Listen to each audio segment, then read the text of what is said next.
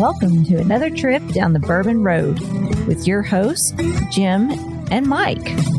So grab a glass of your favorite bourbon and kick back.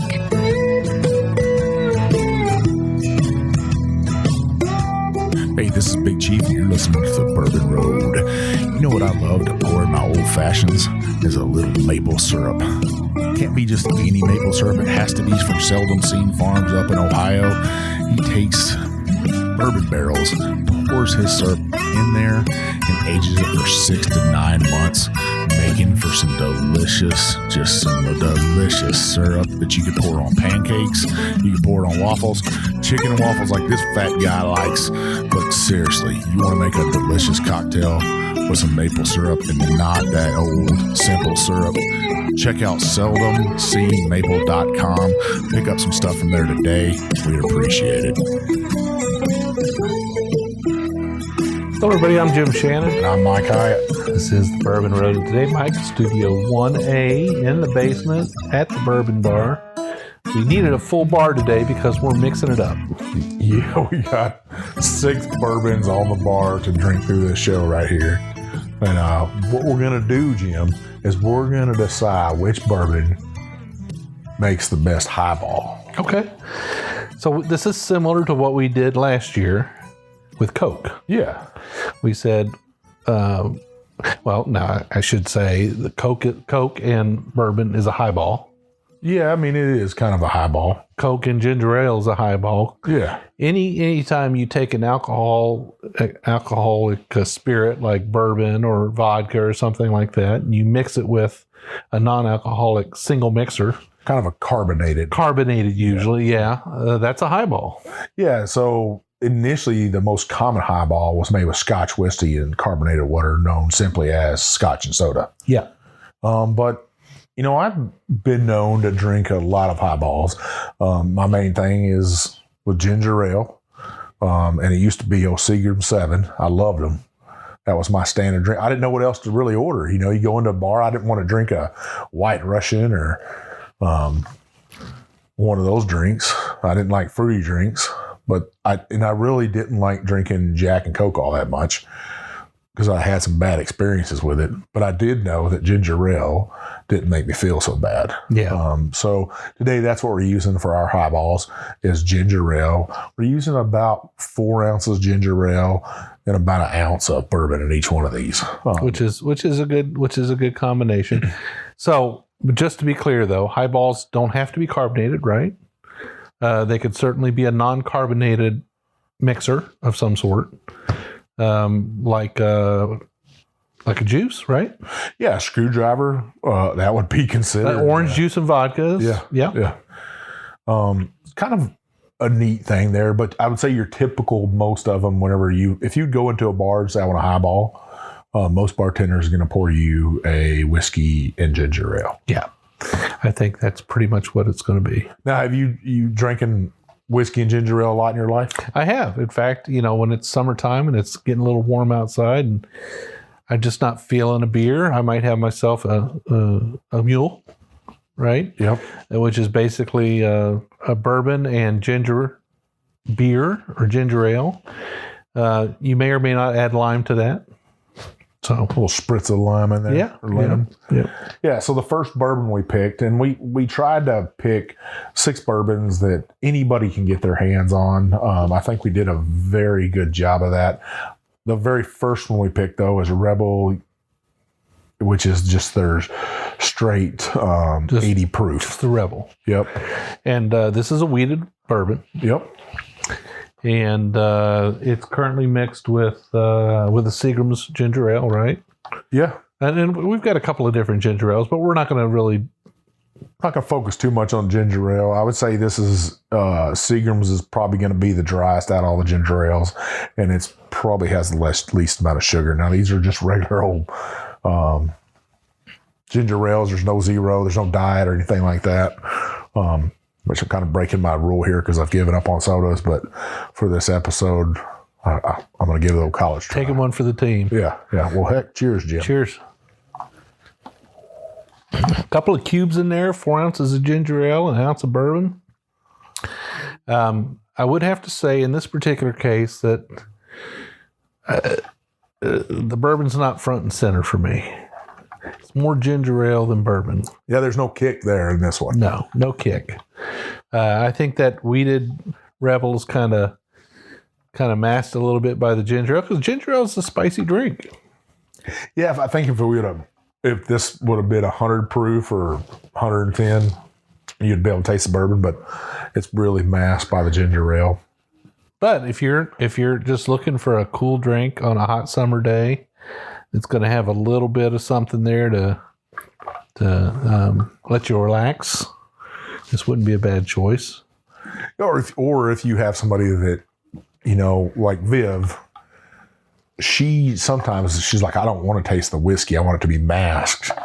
This might be up her alley right here. Yeah. Or if you have some of these new bourbon, it's an easy way to get them into bourbon. If you're looking for something that 80 proof is not overpowering, whereas you got pure whiskey drinkers, we like that kick.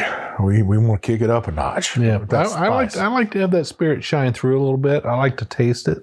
Now, you've got this broken up very logically. We're going to do 3 and 3, right? Yeah, with 3 wheated bourbons and then 3 rye bourbons.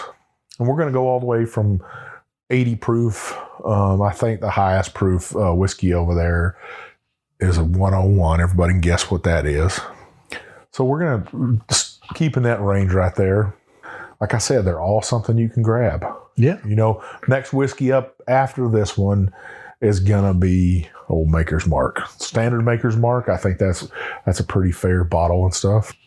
We'll see. All right. Well, I think this has been kind of enlightening.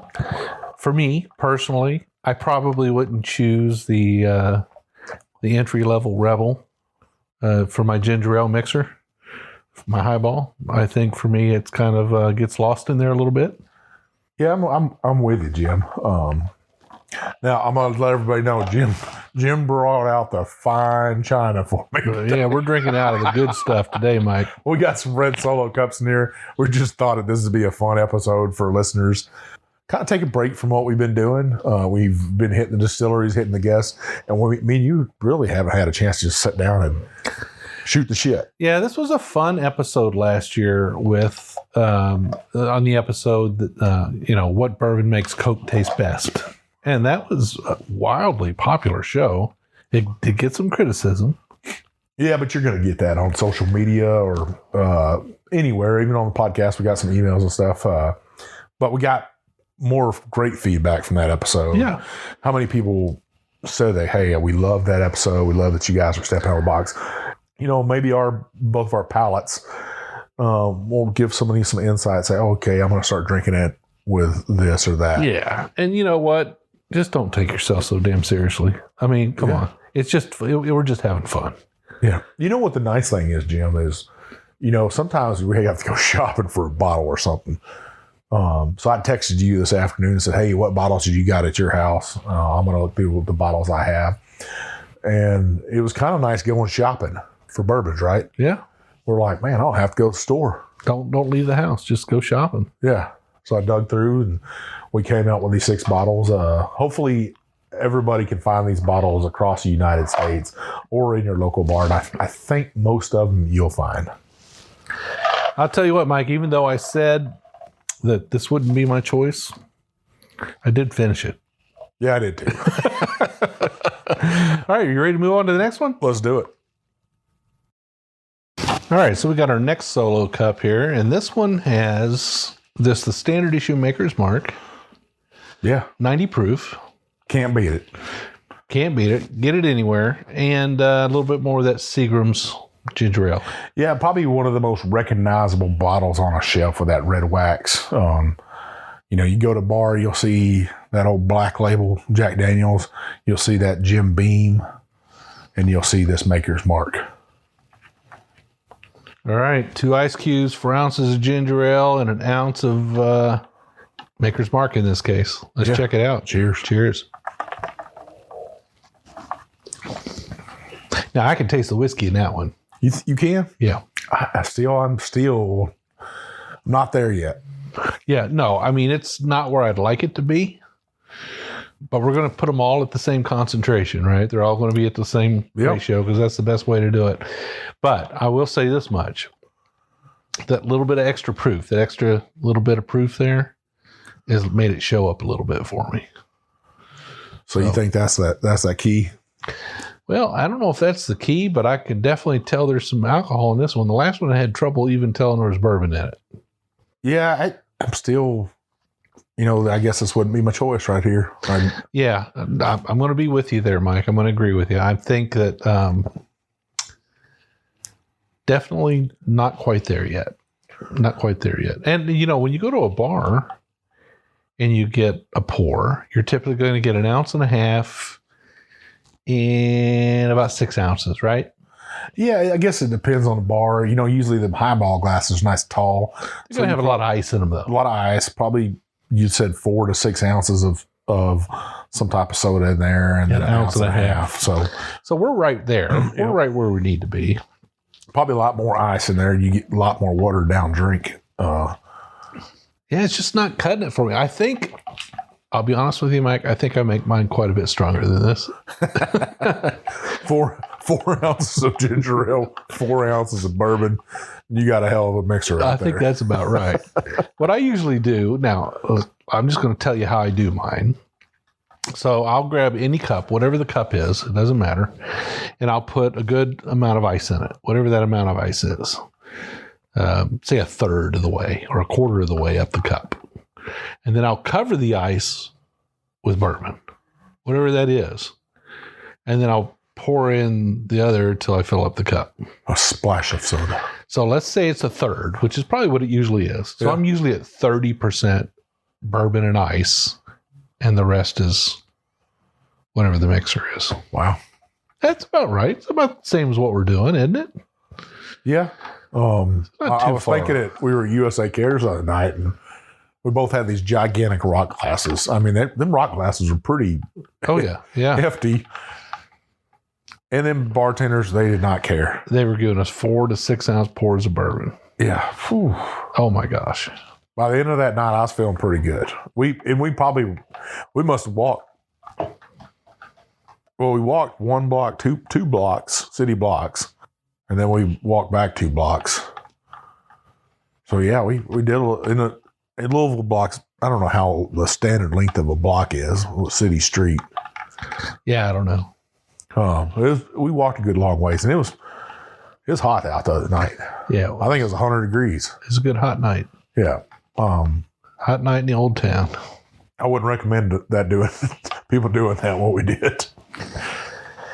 All right, Mike. Well, I'm kind of in your boat here. I think that for me, the bourbon showed up a little bit more in this one, but it's still not quite apparent. I just feel like I'm just going to say that I think that a wheated bourbon's kind of, for so far, it's not proven to be the right choice. I don't know. I think last time around, didn't Larceny win? Yeah, but that was with Coke.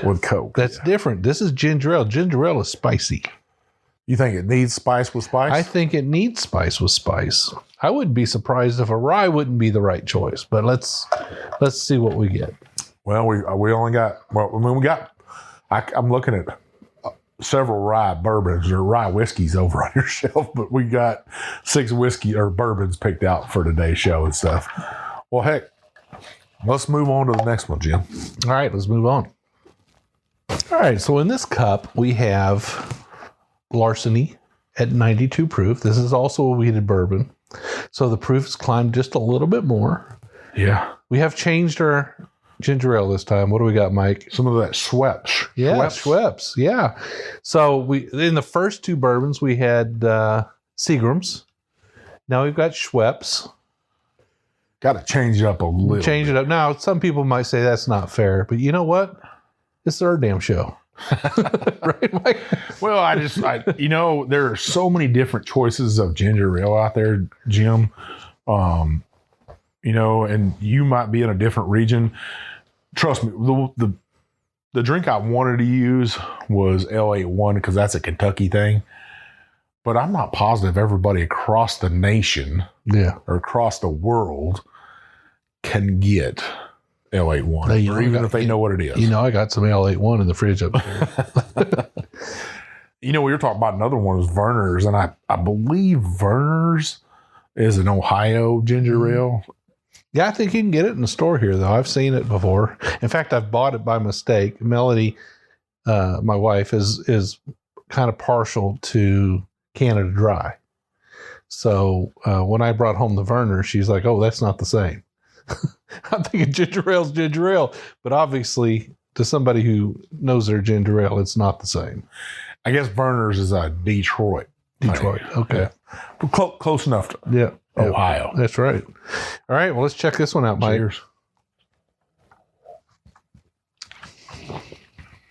Okay. Now, each step we take, the bourbon seems to stand out just a little bit further. It's like Simon says, and this bourbon steps forward one step. Well, we moved it up 3 proof points, but historically, Larceny's been known as a good mixer. Yeah.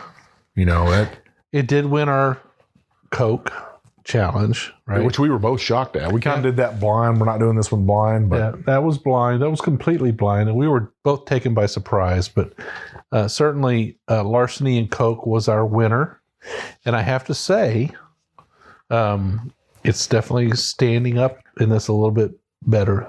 Now, the ginger ale has changed. The ginger ale did change, and I don't know if that's has a major thing to do with it. Yeah, this is a little less spicy. This ginger ale is a little less spicy, a little more sweet. Got a little sweetness to it. A little more sweet.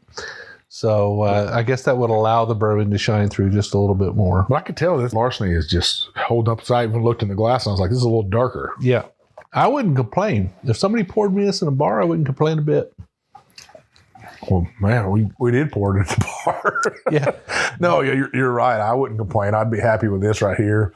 You know, the other night I told the bartender, I said, just make me whatever. You know, and she made me up a some kind of a cherry bourbon something. And I gotta say, it was one of the worst bourbon drinks I ever had before. I took a couple sips of it. Viv took a sip. I think Mel took a sip of it, and we all agreed.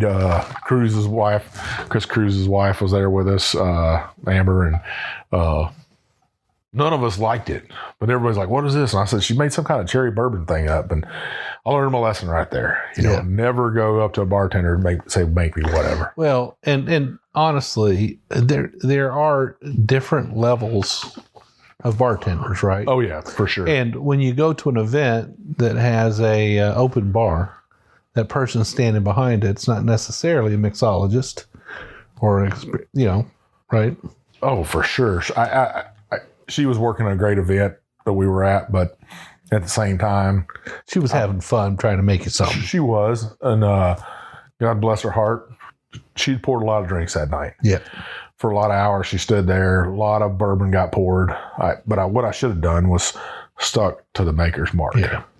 Now, afterwards, we did go out on town, hit a few spots, and you did have one heck of a whiskey sour. Yeah, I did a pre-prohibition whiskey sour called the 1870 sour, made with Old Forester's 1870 bourbon. Really, really good. If you want a more tart whiskey sour, a sweet, probably right up your alley. The thing I'm about is if it's going to be a whiskey sour, I always ask, is it pre-mixed or is it a real whiskey sour with egg whites? I probably will never drink another pre-mixed whiskey sour in my life. You got to have the egg whites, unless, of course, you're vegan, and there are some alternatives there. Sure. But definitely the egg whites make a difference in a whiskey sour. Now, what I did learn the other night about a whiskey sour is traditionally they also had some red wine in them. Oh, do they? I did not know that. I didn't know that either. You learn something every day. The first whiskey sour mentioned in any articles or anything was in 1870, Jim, which just happened to be the same year as that whiskey was in that whiskey sour of the night. I kind of thought that was cool. that the whiskey sour is really not that old. We'll have to save this one for what bourbon makes the best whiskey sour. Well, maybe that's next year's episode. Next year's episode.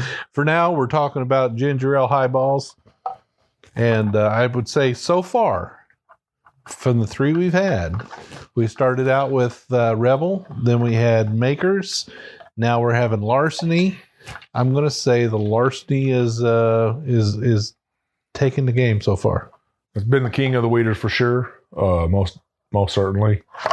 Going back to that whiskey sour conversation, Jim, and talking about a show for next year, maybe we can get our good friend Heather Webbles to do that show with us. She can throw down on some cocktails. I bet she can make one hell of a whiskey sour. She said she could. I believe her. Yeah. Folks, if you want to hear a show like that, let us know. If you enjoy these shows like this, let us know. We'd really appreciate it. Well, in this first half, Jim, we got one hell of an event we're about to go to, right?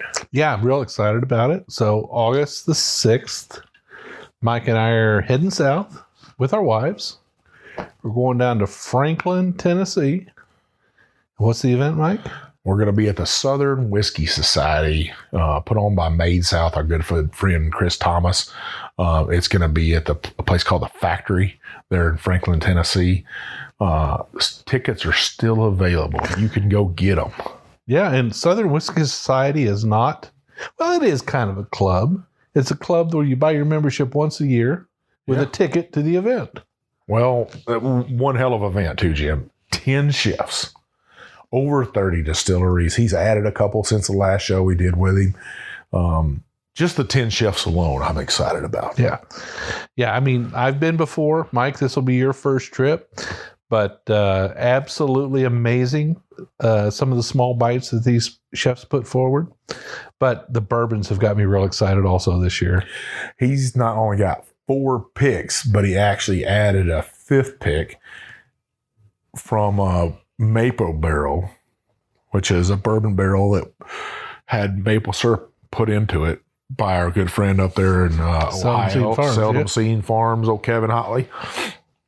They took that maple barrel back, poured whiskey into it, aged it, I don't know, 2 or 3 months, 4 months. It's been a while since we did that pick, and it's still aging. Some amazing whiskey. Some really good whiskey. Now, those bottles will be available at the show. A few lucky people are going to be able to buy some of those. Yeah. You can certainly buy a ticket to this event, and there are 2 different tickets that are available. There's a ticket with a bottle, with a pick, and an event entry only, which doesn't include a bottle, right? Yeah. Another person that's going to be on site, possibly with us, listeners, is our good friend Chris Cruz and his wife. I think they're going to try to be down there. Jim, we're going to have our gear set up on stage. Yeah. We're going to try to get a couple people on the show. If you're a roadie and want to be on a show, buy a ticket. Buy a ticket to the Southern Whiskey Society down in Franklin, Tennessee on August 6th. Come hang out with us. Come eat some amazing food. Come drink some spectacular whiskey. We'll have a hell of a time.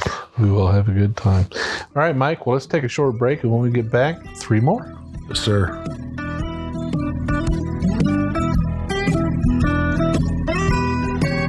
Man, Jim, you know what I've really been enjoying lately? Oh, you're going to tell me. Some of that Seldom Seen Farms maple syrup that's been aged in bourbon barrels. It is absolutely delicious, not only in a cocktail, but you can cook with it, right? You can. You absolutely can. Now, Mike, Kevin just sent me a new shipment, so I got a little bit more. And I've been making some beef jerky lately. Really? Yeah. Now, I know you're the meat master, but I tried my hand at it. I said, I want to make some beef jerky. And I've got a pretty decent beef jerky recipe. And it's got a little bit of soy sauce, a little bit of Worcestershire, a little bit of, onion powder, garlic powder, those kind of things. But I always put brown sugar in it.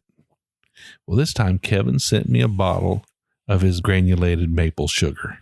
Wow. And I decided that I was going to substitute the maple sugar for the brown sugar.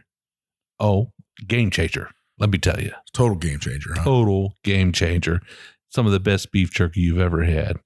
So I'm going to make another batch here in about a week, and I'll be sure to get you some. Man, that sounds delicious. Vivian took, and we just got an air fryer like most people got these days, right? And she took and soaked fresh pineapple in that maple syrup and then put it in the air fryer. And it kind of crisped up a little bit. Oh, sounds good. It was just magically delicious. And people probably wonder why we love it so much.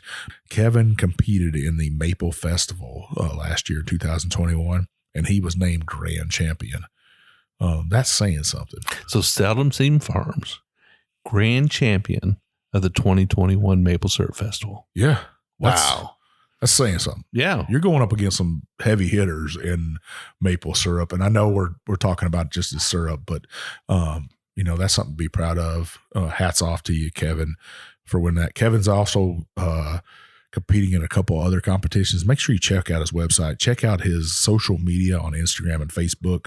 You won't be disappointed. If you want to buy something from him, where can they go, Jim? You can go to seldomseenmaple.com. And Kevin and his crew, they've got a great website, very easy to navigate. They got all their products on there. You can buy their maple syrup by the bottle. You can buy it by the case. You can buy that sugar. Oh my goodness, Mike, that stuff is so good.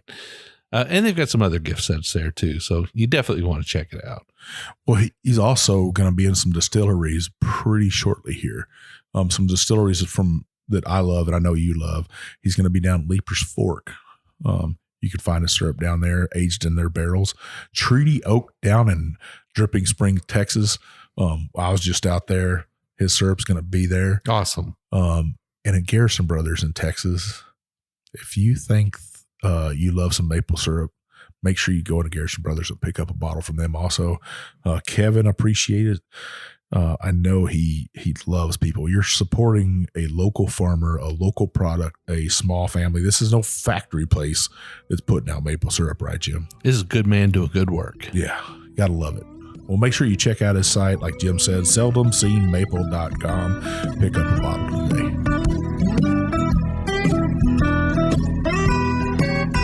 All right, so next solo cup, and we have Four Roses. This is the 80 proof. Yeah. But Four Roses has a little bit of spice in it. We're still drinking the Schweppes ginger ale in this one. Same as with the Larceny. Yep. So I'm ready to check it out. Yeah, a lot of people don't see this Four Roses, but you will see it as a well whiskey. About a $20, $25 bottle. You'll especially see it around here in Kentucky, but mainly over in Japan. Yeah. That part of the world, you will see this bottle a lot. Yeah. Very, very popular over there. Cheers, Mike. Cheers. We went downhill a little bit. Jim. Yeah, I think we did. 80 proof. I think we're starting to get the idea of what's going on here. I think proof is in the pudding. Is that funny? No, proof is important to a highball. Yeah, I think it is. I think you need to be that north of 90 for sure. This is just, it wasn't just a weeded. It was. No, and I was starting to think that it might be, but then, the Larceny kind of showed us that a weeded bourbon can make a decent ginger ale highball. So I'm guessing that now that we've had this first rye bourbon and this Four Roses, and we find out that it's a step down. Little bit. Yeah. Now, listeners out there, this is going to be our fourth pour, and really it's our fifth pour because we did a review before this show. So if we start getting silly, let us know. Well, I was going to lead into, Jim, is listeners go onto our website and read the blogs or articles that we write. I actually wrote an article about how to kind of properly set yourself up to drink like this, what we're doing right now. Jim, you fed us one hell of a meal tonight, a big old gigantic steak. I think that thing was 2 inches thick. Yeah, At least mine was. Costco's got the steaks now, don't they? With some asparagus, some roasted potatoes, and then you fed me some cheesecake. So you made sure that I followed the truth of that article, and that make sure you eat before you drink and stuff. We were drinking a little bit of red wine up there tonight. But one hell of a meal. I can't thank you enough. It's always nice to break bread here at your house with you and have a great conversation up there. We talk about all kinds of stuff. It's always nice to have you and Viv over. We have such a great time when you're here, and we have such a great time when we come to your place. We were talking about taxes, though. We talked a lot about taxes tonight. And, we're both at that age where, taxes matter. Yeah, they do. They do. Taxes. I hate to say it, but they do matter. But what you get for your taxes really matters, and that's what we were talking about, of what kind of services you get for your taxes. Right. One of the other things that you mentioned in your article, Mike, is how much or how important it is to hydrate. Most definitely. We're not talking about hydrate with soda or fruit juice or anything like that, or hydrate with a highball. There's water in that ginger ale for sure, but it's not the same. Yeah. Make sure you're drinking plenty of water. Make sure you drink 2 cups before you go out drinking. One of the things you always stick to is you're like, hey, I'm going to have a drink, and then that'll last me an hour, but I also have a water. And, I see a lot of people are like, something wrong with you? Because I'm always, if you see me drinking somewhere, I usually have a cup of water with me. Mm-hmm. And I think that surprises a lot of people that I always have some water with me. I mean, if you just have a simple rule that, equal volumes of whatever you're drinking and water, you'll feel so much better the next morning. Yeah. And it doesn't mean you're drinking less. You're just keeping hydrated. A lot of people are surprised by that, though. They're surprised that I would drink so much water. And then to end your night, make sure you drink 2 full glasses of water before you go to bed. Yep. If you get a little older like us, you're going to get up at 3 o'clock. You got to get up 3 o'clock, take a pee. That's just the way it rolls. But yeah, make sure you hydrate. Make sure you eat properly. I put on there the foods that you need to eat, or what I like to do. And the charcuterie trays are, they're there for a reason, usually. If we're drinking and stuff, I want to make sure everybody has a good time, but the food is there for a reason. Yeah. And if you're out and you're drinking and you're keeping up with your water and you're keeping up with, taking care of yourself, but on the way home, you stop at Taco Bell, make sure you take that Prilosec before you go. Yes, sir. Yes, sir. I tell you what, we both needed something the other day. Yeah. We'd eaten something at a place, and it didn't settle too well. Burnt pretzel. Oh, I don't even want to talk about it, Mike. I mean, it just brings up back all kinds of bad memories. I'm not going to name the place because maybe they were just having a bad night. But man, sometimes you get nasty bar food, and it just leaves a lasting impression in your mind. I won't go back there for a while. I have never seen anybody fry the inside out of a French fry before. Yeah. Oh my gosh. It was disgusting. Those were almost square potato chips. It was after midnight, and that cook wanted to be at home, but it was nasty. Oh yeah. Yeah. It was bad stuff. Well, anyway. Well, let's move on to our next one. Let's move on.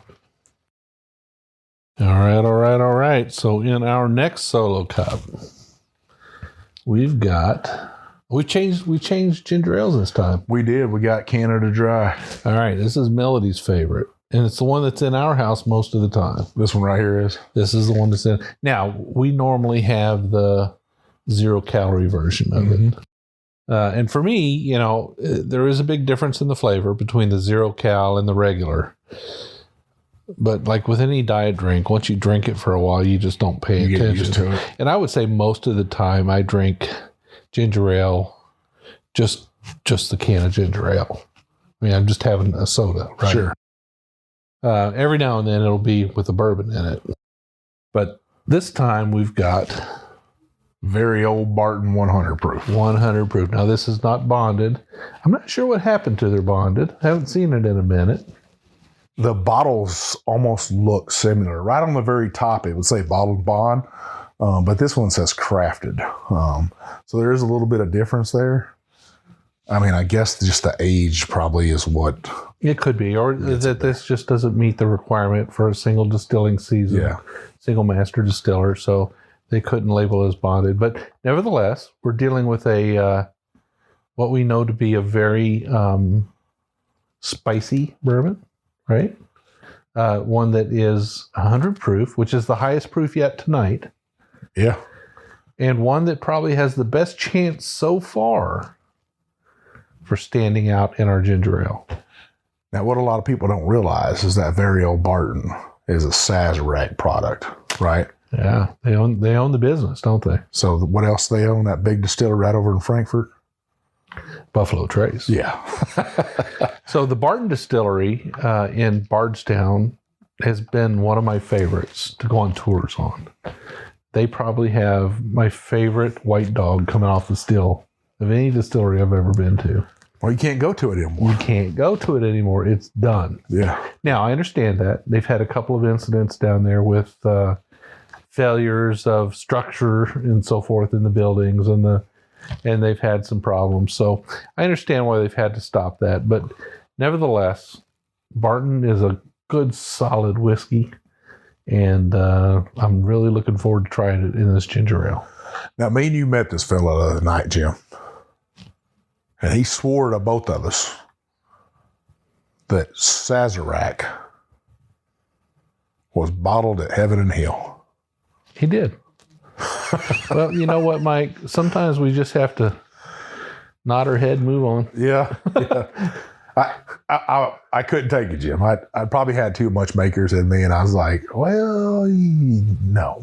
Yeah. And we went through the whole thing and said, hey, Sazerac's owned by Sazerac, and you know, why it probably is bottled in, or could be bottled in Bardstown at Barton, 1792.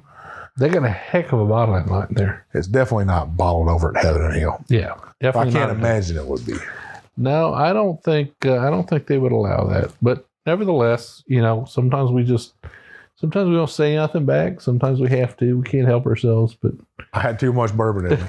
I had too much.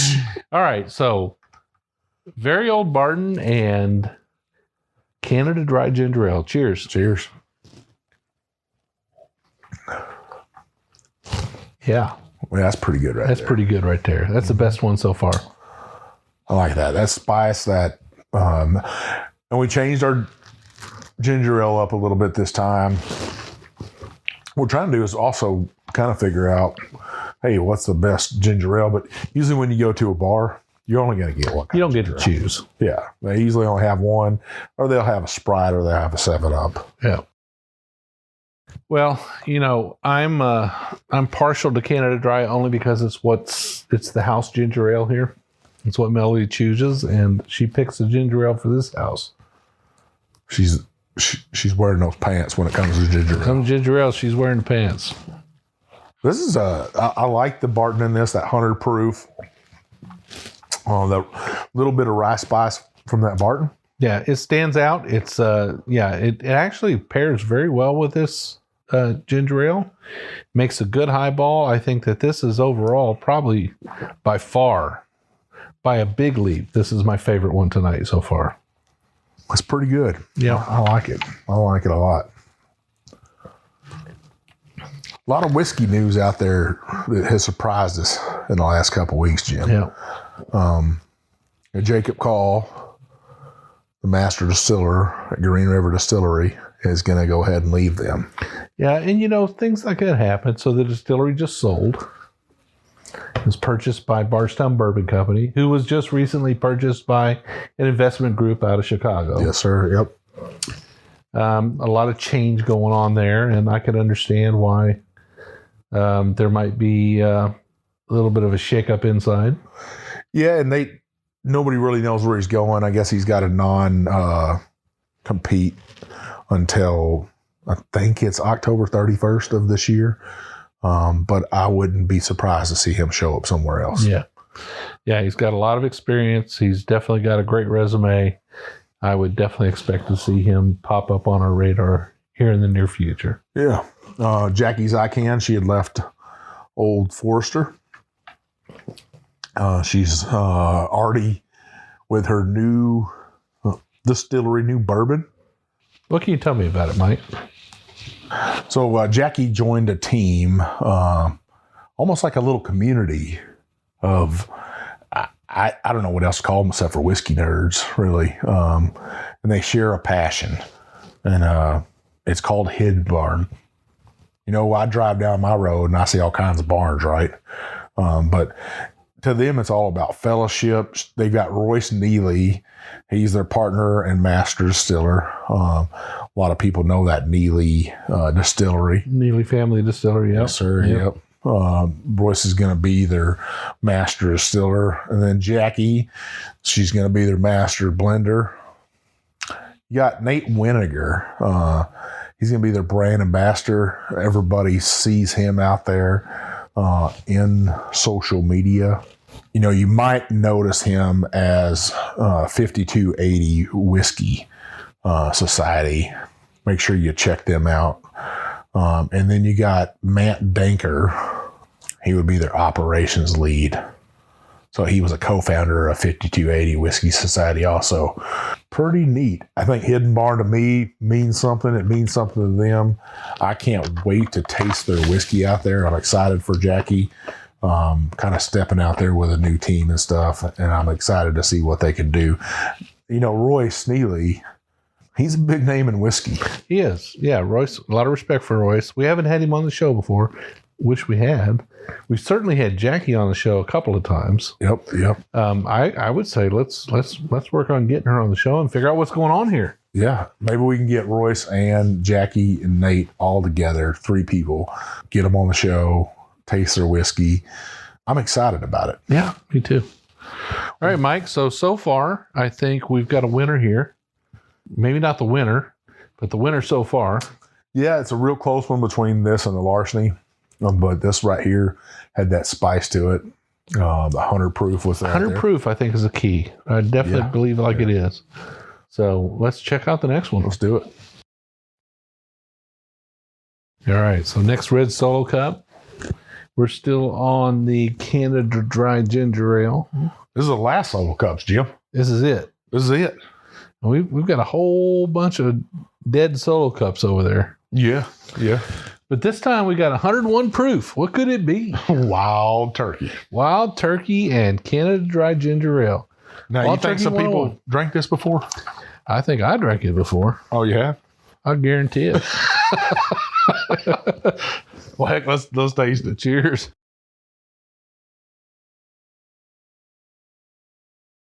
Oh, I like that. That's pretty good, Jim. That's really good. You know, it kind of rings a bell for me because that's exactly, I hate to say it, but that's exactly what I've had from time to time. That's my house whiskey. Well, I'd say, you know, I was telling you about this. We was talking about me kind of shopping today. I pull out one Wild Turkey, and then I pull out another one, and then I pull out a third one. I'm like, I had 3 damn bottles of Wild Turkey over here at the house right now. Yeah. Which is weird for me to have, right? Yeah, it's not your go-to. Trust me, they've all been drank out of a lot. I was like, man, this thing's got a lot of whiskey left or gone out of it. Man, that's pretty darn good, Mike. I would say it's just a hair better than that Barton. Like 1 proof. Like, well, it's not 100% proof. I think a little bit of the spice. Wild Turkey is a little bit more of a sweeter whiskey than Barton is. Yeah, I don't know. For me, these 6 whiskeys, 3 different ginger ales, bunch of different mash bills, a bunch of different proofs. I'm going to say that this is my jam right here. This is it right here, huh? Yeah. Now you pick your jam. Don't be. No, I to me, this right here, surprisingly, to me, this is it right here because Wild Turkey paired good with it. I like I was saying, I think Wild Turkey is a little bit sweeter of a whiskey than that Barton is. 2 totally different distilleries, 2 totally different mash bills. Now, Wild Turkey, they say it's a high rye, but we know it really, today's standards, it's not. It's not a high rye. So yeah, definitely not. I mean, in its day, Wild Turkey was the spicy high rye whiskey, but today it's just it's not even close. Yeah. It's not even close. Well, Jim, we're going to be at some other great events too, right? We got the Kentucky Bourbon Festival coming up. Absolutely. Right? Yeah. So, of course, we've already talked about August the 6th. We're going to be in Franklin, Tennessee. Yeah. Then in September, we're going to be at the Kentucky Bourbon Festival. Mike and I will be present and accounted for. I think it's 16th through the 18th down there. There's still tickets available. Make sure you go online, KY Bourbon Fest. Get your tickets now. Wear that Bourbon Bullshitter t-shirt down there. I'll have one on. Jim, you'll probably end up with a Bourbon Road t-shirt on or something like that. Something like that, but we may have a backpack or something with a few things to hand out to people we notice are wearing our swag, right? We might have a recorder with us, try to get an episode out of it. But come down there, say hi to us, stick your hand out there, give us that old fist bump or handshake, whatever you want to do. Hell, come up and give us a hug if you have to. We'll be happy to introduce you to a few folks that we know and have a good time down there. Yeah. I would recommend if you do buy tickets and there's VIP tickets available, make sure you get a VIP ticket.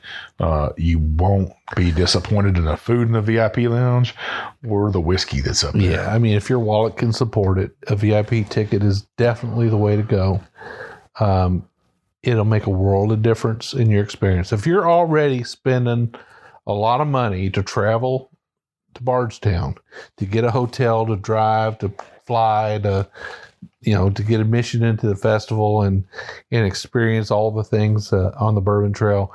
If you're already putting all that cash forward, that little bit extra to get that VIP ticket, you'll be glad you did. Heck yeah, you will be. I mean, it's going to be a hot day. There's going to be a lot going on there, and it's a great thing to get in that VIP area and enjoy those pours, enjoy that food, enjoy that rubbing shoulders with who's who. Yeah, we got some good friends, I'm sure, that are going to be there. Dad's Drinking Bourbon, John, Edward, and Zeke. I know they'll be down there. We'll have our good friends over there at the Bourbon Lens. They will be there. Jake, Scott, and Mike. Big Mark Rucker from Bourbon Life will be there. I don't know if Jason from the Master Drum is going to come. He if he's not, he better. He should. You got Mac and Logan from Basement Rickhouse over in Frankfort, Kentucky. I know they're going to be there and having a great time with us and stuff. There's so many other people to list out that'll be there at the Kentucky Bourbon Festival. And then on October 1st, where are we going to be at, Jim? October 1st, Frankfort, Kentucky. Yeah, for old Bourbon on the Banks, right there on the Kentucky River. Over 60 distilleries are going to be there. Yep. And mingled amongst them 60 distilleries is going to be this gigantic tent called the Bourbon Road Lounge. Yes, sir. Yes, sir. And it's going to be full of roadies. It's going to be full of bourbon. There's going to be 2 bars in there. Yes. There's going to be one bar where Leaper's Fork is flowing. You'll actually get to meet royalty that day, too, because we're going to have April Weller Cantrell in there pouring whiskey for Leaper's Fork. Absolutely. So part of the Weller family. Yeah. And then we'll have the Roadie Bar in there. You don't want to miss out there with that. If you want to help out with the Bourbon Road Lounge, you want to help us sell some swag in there. It's a big sell for us that day. Last year, I don't know how many t-shirts we sold, Jim. We almost sold out. Hundreds of t-shirts. Hundreds of t-shirts, hundreds of flasks and decanters and camp mugs and Glencairns. And my God, it was a great day to see our swag going out there because we know everybody is going to enjoy that stuff when they get it home. Yes, sir. And the Bourbon Road Bar was pretty much wiped out. Everybody got to drink from it who could show that they were a roadie. We're going to bring more bottles this year. More bottles.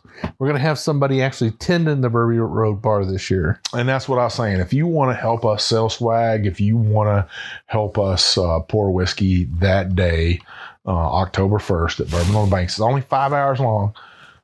We can set up some shifts or something. But if you want to help out, send me an email, send me a DM. We would really appreciate your help. It allows me and Jim to get to experience bourbon on the banks and get to experience listeners.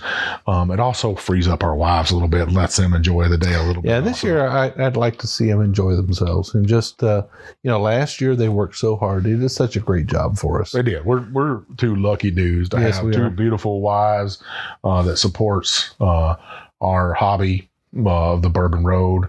That you couldn't meet two better women that just push us on down the road and say, hey, let's get this Bourbon Road thing going.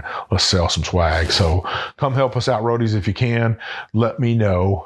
I might have some extra tickets, extra passes to get you in for free. Yeah. So let me know if you want to do that. Well, Jim, man, Wild Turkey 101, Canada Dry. That's the jam. It's a jam. And I think both of those brands, both the Wild Turkey 101 and the Canada Dry, are available nationwide, all 50 states. Probably worldwide. Worldwide. You can get it anywhere. It's kind of like us. Yep. Worldwide, you know? Yep. And if you only drink bourbon straight, neat, and a Glencairn, cheers to you. But if you're willing to have a highball once in a while on a hot summer day, get off that lawnmower, get off that tractor, come inside from trimming the bushes, you're just wiping the sweat off your forehead and you need some ice cold drink to relax to, and it's not a beer for you, if it's a mixed drink, I say go for it. Ginger ale, bourbon, in our case, Canada Dry, Wild Turkey 101, it's a winner. Yeah. Jim, one more shout out to two guys that have helped us out this past year. It all kind of started with the festivals last year, as Kevin Holly at Seldom Seen Farms and Chris Cruz at Cruz Customs Flags. They've been our sponsors for this entire year, and we can't thank them enough. Yeah, thank you to our sponsors. It's so great to have companies like that stand behind the Bourbon Road and believe in what we do. We're proud of what we do, but it's nice to have a company stand behind us and say, you know what, we love your listeners. We love the message that you're putting out there, and we think our product's a good fit. So definitely thank you to Chris, and thank you to Kevin for trusting in the Bourbon Road. We wish you well. We hope to see you at all these events. And man, what a great show, Mike. Yeah, man. Well, listeners, you can find us on all these social media platforms these days. You can find us on YouTube, Twitter, TikTok, Instagram, Facebook. Don't forget Facebook. Well, I was about to get to it. We have a private Facebook group on there. Besides our main page, the Bourbon Road, we have the Bourbon Roadies. You want to go in there and join? Got to be 21. Gotta like bourbon. Come on now. You also have to agree to play nice, as we always like to say, whether you drink from the bottom of the shelf all the way to the top shelf. If you drink your damn bourbon with some ginger ale, we want you to go in there and be part of our group. No rudeness. We do 2 shows every single week. We do a Craft Distillery Monday episode every Monday, where we highlight a single expression from a craft distillery. Sometimes it's a big boy, but usually just a craft distillery. We'll drink it. We'll talk about it. We'll give you our opinion. We'll let you know whether or not you ought to add it to your bar. Every Wednesday, we have a full-length episode like today's, where we'll deep dive a subject like what bourbon makes ginger ale taste best. Sometimes we'll have a guest on. Sometimes we'll have several bottles. We'll give you some good conversation, give you about an hour worth of good content, 30 minutes to get you to work, 30 minutes to get you home every single week. Mike, 2 shows. How can they be sure not to miss a single one? Well, listeners, you want to scroll on the top of that app, hit that check sign, that plus sign, that subscribe sign. That'll make sure that app tells you, hey, these 2 jokers have a show out today and you need to listen. What we'd also like you to do is scroll on down to the bottom of that app, hit that 5-star review, and leave us some comments. Very, very important. If you don't, you know what's about to happen. The big bad booty daddy of bourbon's going to come over to your house, dragging a wagon full of bourbon, and another wagon full of ginger ale. You need 2 buffalo to haul that one. Just 2 big old buffaloes dragging them, or the big chief just dragging them along by himself. Hey, we're going to drink it all night long. By the end of the night, I guarantee you'll leave us that 5-star review and some comments. But seriously, those comments, those reviews open up doors to distilleries, get us inside to interview great guests. It also gets great bourbon in our hands to give you great reviews. We'd surely appreciate it. All right. Well, Mike and I are very approachable. Make sure you reach out to us. And if you see us out in town, if you see us at a distillery, you see us at a local liquor store, if you see us at an event, make sure you walk up to us, shake our hand, introduce yourself, tell us your bourbon story. We'd love to hear it. If you've got an idea for a show, if you've got an idea for a guest or a bottle, or your local town has a distillery that's doing it right, make sure you let us know. We need that information. We need that content. We'd love to reach out to them and get a show going. You can hop on our website, go to the Contact Us page, send us a note. Mike and I will get right on it. You can also send us an email. I'm Jim at thebourbonroad.com. He's Mike at thebourbonroad.com. But like we always say, hit up our DMs on Instagram. I'm JShannon63. I'm Big Bourbon Chief. And we'll see you down the Bourbon Road.